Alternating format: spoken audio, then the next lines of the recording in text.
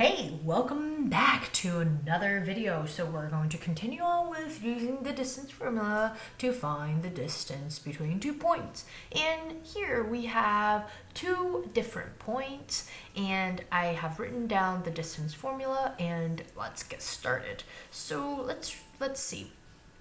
The first thing that we can do is plot these 2 points, obviously, right? So let's plot these 2 points. And if you remember, -4 and 5, it's actually x and y, and then 3 is in the x column, and then 2 is in the y column. So let's plot these 2 points are in our Cartesian coordinate system, or it's also known as the rectangular system. So -4 and 5. So it's 0, 1, 2, 3, 4, and then you go up 5.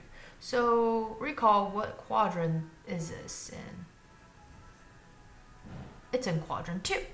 So this the first point is in quadrant 2, and then the second point is, let's see, well, both are positive, so it must be in quadrant 1. So it's 3 and 2. Here we got our 2 points. Yay. Now let's connect these 2 points together. Okay, so now we have a line.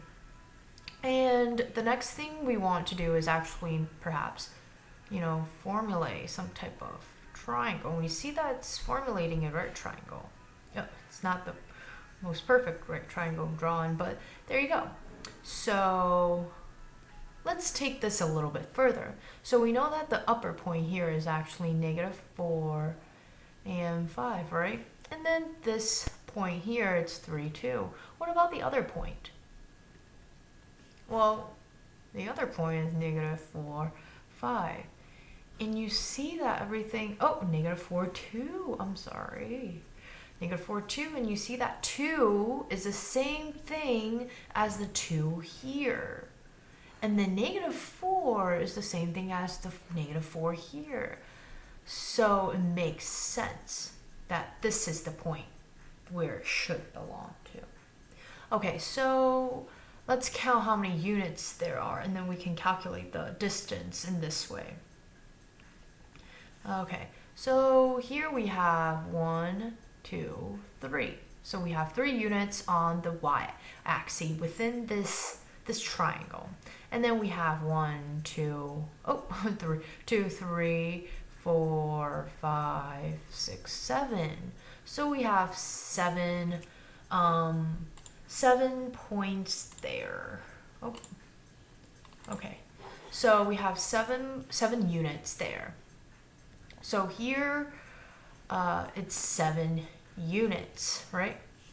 So let's come back here, and then you can see that on the horizontal axis, or the x sub 2 minus x sub 1, that's just 7 units away, or 7 units within the difference.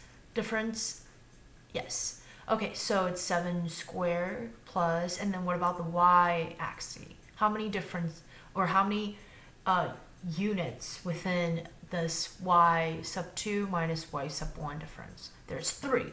So it's 3 squared, and then we square root all of this, and then we get our distance from -4, 5, and 3, 2. So let's actually calculate this out. So 4 to square is 49 plus 9, and then you square root that. It's going to be 58 square root, and then when you put this into your calculator, you actually get about 7.62.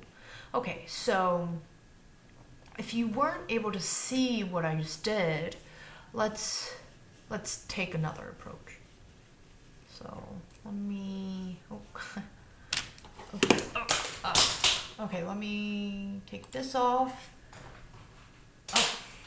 Guess I've drawn on that, but let's erase this part. Okay, so we don't need this anymore, but let me show you another approach on the actual approach using the distance formula.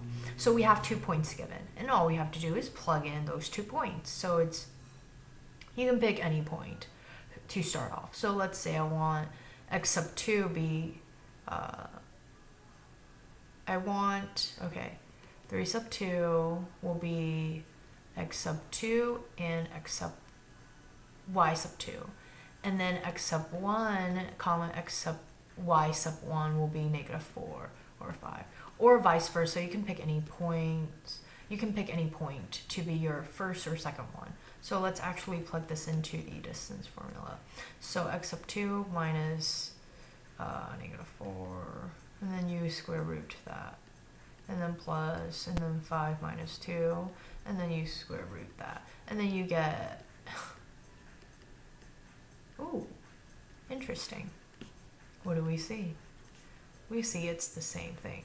So the first approach is that you can actually plot those 2 points and then connect the 2 dots and then see how many units are up and how many on the vertical side and how many units on the horizontal side. And then you can just calculate the units and put in the units. So if the units on the x-axis, along the x-axis is 7, so you just put in 7 because that's the difference of x sub 2 minus x sub 1.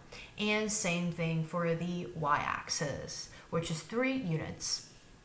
But the other way is that if you don't want to plot the 2 points or multiple points, then you can just plug it in. You can plug in these 2 points and then into the distance formula. Yep. Well, stay tuned for the next video, and for the next video we are going to do an application problem that's a little bit more mathematically fun.